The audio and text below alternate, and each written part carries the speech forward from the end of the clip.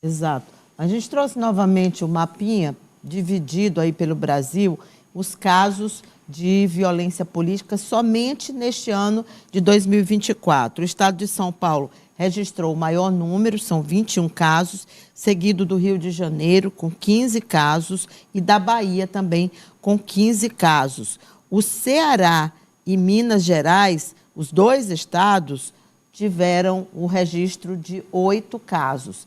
E aí tem, inclusive, assassinatos no meio desses casos de violência política e eleitoral, né? É um tipo de violência que é associada diretamente ou à disputa eleitoral ou ao cargo da vítima, enfim, mas tem o envolvimento da política.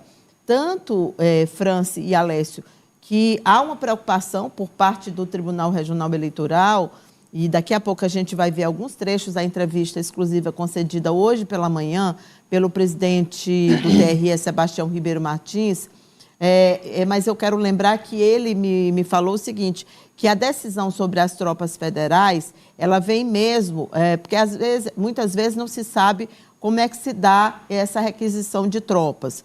Por quê? Porque as tropas, elas impõem, de fato, uma segurança mais rigorosa e também ajudam, auxiliam as forças de segurança que já existem. E que os juízes são os juízes eleitorais que estão pedindo à corte. Então, começa lá na base. O juiz eleitoral, o promotor que está atuando no eleitoral, ele percebe, né, que há uma possibilidade de aumento da violência e aí ele faz a requisição dessas tropas federais, que é um processo, inclusive, que o tribunal já iniciou, já tem, inclusive, os primeiros pedidos, né, o primeiro detalhamento, e isso vai sendo definido nos próximos meses, a chegada ou não dessas tropas para vários municípios. Mas sempre tem um porquê, sempre tem uma motivação. É identificado lá na base que há esse tipo de possibilidade de aumento da violência. E outra coisa que eu queria também, comentário de vocês, só aproveitando, trazendo aqui para o nosso estado, Piauí, mas isso está acontecendo, como a gente viu, em todo o Brasil, é lembrar aos nossos telespectadores que a eleição tende a ser mais acirrada esse ano, porque nós temos muitos casos, vocês têm mostrado aqui, de adversários políticos hoje que ontem eram aliados, ou então parentes, familiares que estão em lados diferentes. Isso acaba agravando e possibilitando a existência de mais violência. Você concorda com isso, Alessio?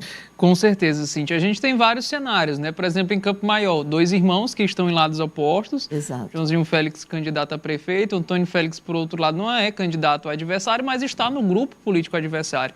Em Parnaíba, a gente tem a família também dividida, né? O grupo Moraes Souza, com o próprio doutor Hélio também. Já teve incidente esse ano. Já não teve foi confusão. Nada grave, né? Não foi nem registrado como violência, mas já teve aquela questão do carro de som, né? Isso. Que, assim, de qualquer forma, já tem um impacto direto na campanha, né? Acaba ali acirrando esses ânimos esses que em eleições a gente já sabe que ficam bem aflorados. Então, qualquer atitude nesse sentido, ainda mais envolvendo a família, questões familiares, acaba ainda potencializando uma discussão que pode acabar, assim, infelizmente, se tornando violência também, violência física, não só violência política. Franci? Cíntia, em determinadas cidades há prefeitos, gestores e famílias que acreditam que são as donas da cidade.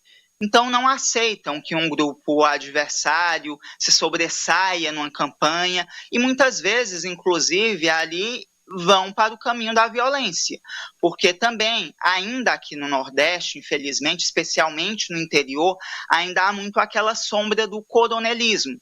Então há prefeitos e prefeitos interioranos que querem se perpetuar no poder indefinidamente. Então, quando não podem ser candidatos, colocam algum parente próximo, algum primo de segundo, terceiro grau, porque há as limitações da justiça eleitoral, mas ainda há muito do coronelismo na política nacional e especialmente aqui na região Nordeste. Então, por isso a importância do Tribunal Regional Eleitoral ficar atento para que, inclusive, as condições dadas às candidaturas inclusive de segurança, sejam condições igualitárias. Eu estava observando, inclusive, no Diário Oficial da Justiça Eleitoral, e cerca de 160, 170 municípios do Piauí haviam pedido esse reforço das forças de segurança estadual. O governo do estado havia garantido que tinha como fazer a segurança, auxiliar na segurança desses municípios, mas muitos deles ainda seguem requisitando esse auxílio das forças